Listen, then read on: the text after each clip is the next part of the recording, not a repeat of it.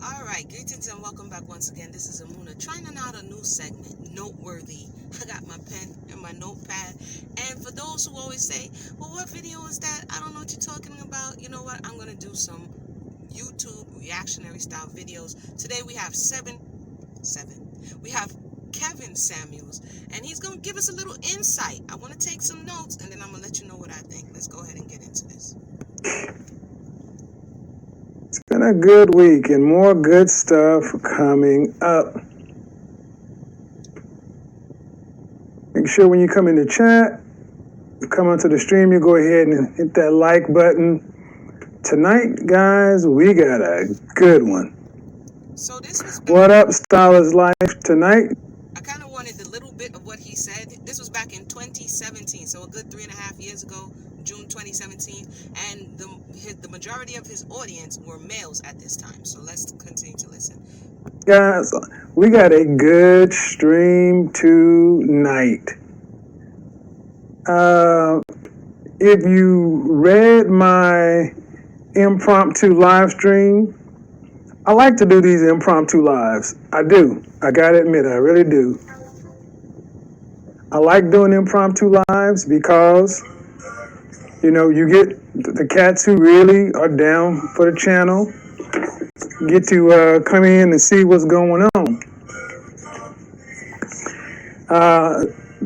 Especially streams like this. Streams like this where I get to be myself and you get to learn more about me. So, And that's why we're here. He said these are the kind of streams. Whoopsie. CIA. What does CIA mean? What does it mean? CIA is a term, this little acronym I use. Confident, intelligent, arrogant. Or you can just say cocky, infuriating asshole. So let me just throw out some disclaimers and stuff while we start getting people into the channel. Understand something clear. I am not MGTOW. I'm just a man. However, I have taken the red pill. With that being said, I love women. I love women. I love beautiful women. Okay, let me pause here. So he's talking to the brothers at this point. He said he's just a man and he loves women. Okay, I have to pause every now and then because this is YouTube. So he's just a man, and then he said he loves women.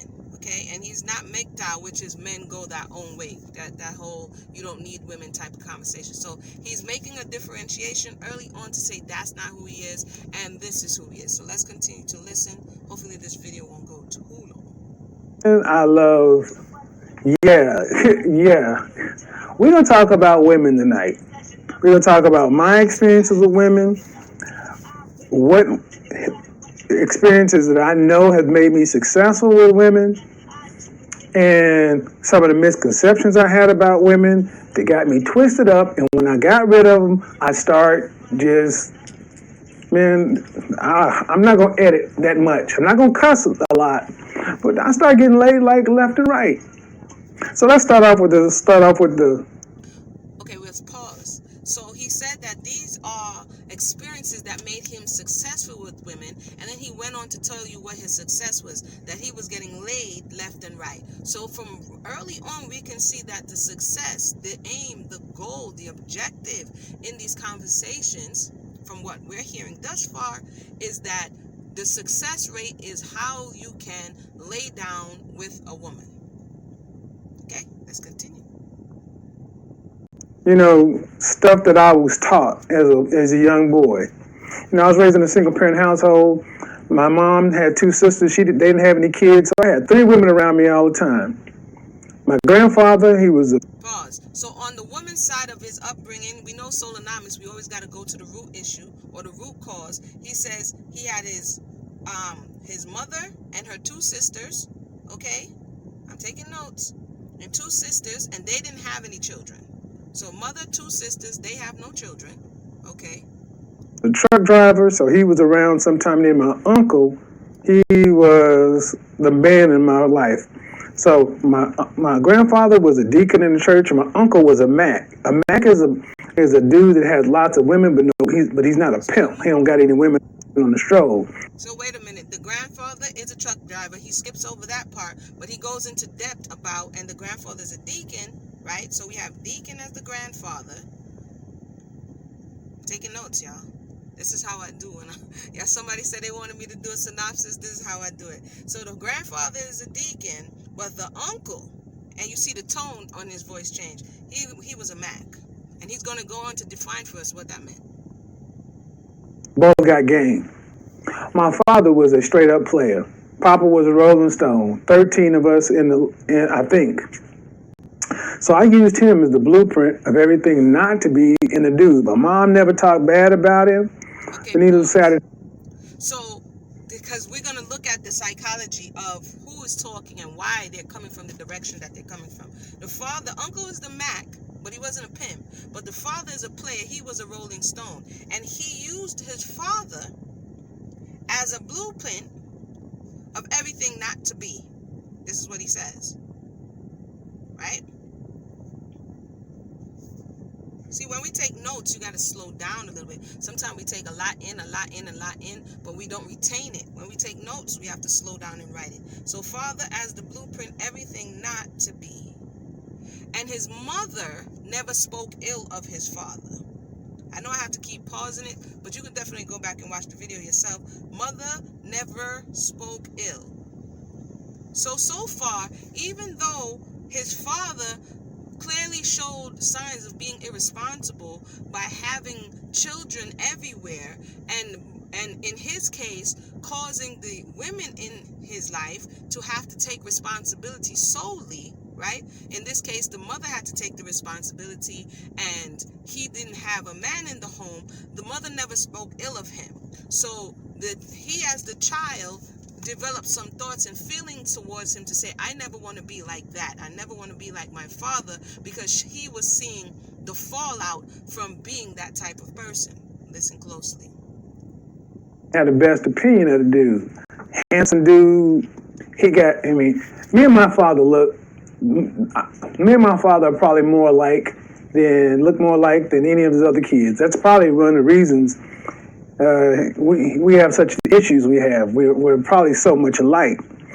So he didn't have a good opinion of his father, but then on the other hand, so he's duplicitous in this story. On one hand, I don't have such a good opinion on him, but on the other hand, I favor him more than all of his half siblings. I am more onto him more than his other half siblings. So there's still a sense of pride derived from the person who injured you, the person who abandoned you, the person who left you, right?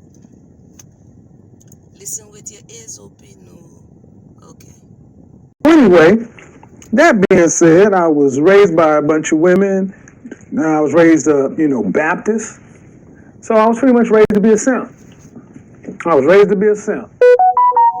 was a cute. Okay, let's pause. I think I might have to break this up. So, because I don't want these to be too long. So, he concluded at that point that he was raised to be a simp. He was raised Baptist and by a bunch of women. Now, these bunch of women, if they had stepped away from him, he would have had another story about how he was raised. But the women who did raise him are just classified as a bunch of women, which will include his mother and his aunts. He was just raised by a bunch of women. And by doing so, he became or was raised to be a simp. I want that to simmer, because we're going to come back for part 2.